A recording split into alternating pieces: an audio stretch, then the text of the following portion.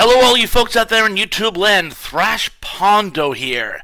And I'm giving you folks a little surprise chat, partly because I have some news. And before I give you the news, you know the routine. Be sure to like, subscribe, and forward.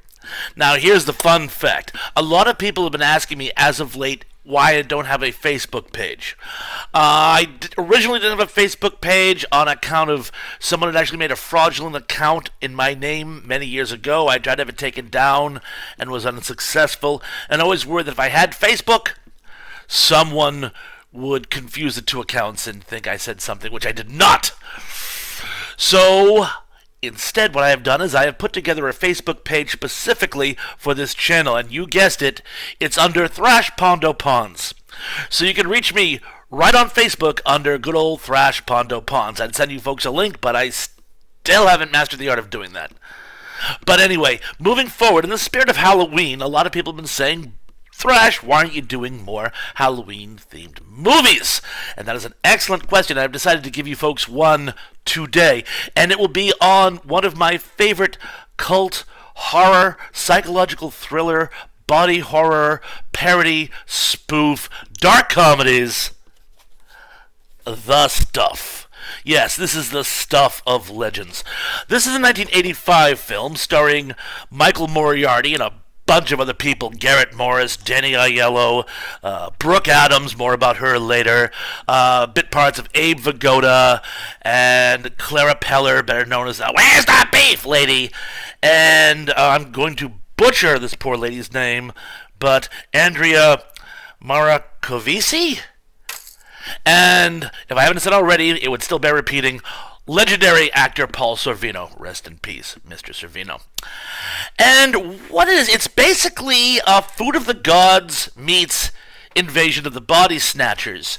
What happens is some mill workers discover this creamy, bizarre, yogurt-like substance coming out of the ground, and one of them comes with a brilliant idea to start eating it. And finds not only is it delicious, to the point of being addictive, it's actually marketable. And it becomes this new food craze almost overnight in the United States. And this industrial giant wants in on the action, so they send corporate spy Mo Rutherford, played by Moriarty, in to try to find out exactly what the stuff is so they can copy it. And it then becomes sort of like a Hitchcockian thriller. Oddly enough, Hitchcock did a very similar story by Ray Bradbury in the Alfred Hitchcock Theater. I believe it was called Special Delivery. If you haven't seen that one, please check it out. I should probably do a post on that one as well, but I don't want to get too sidetracked. And anyway, we find out that this food is not actually a food. It is actually a living creature with a sort of hive mentality, and slowly takes over the bodies of those who ingest it. And it's basically, again, body horror mixed with dark comedy, because it's a slam on American commercialism, which is something we can all see today. Now, I have to admit, when this film first came out, I didn't particularly care for it. It was marketed as an actual horror movie. And when you see it as a horror film, it stands out but isn't exemplary.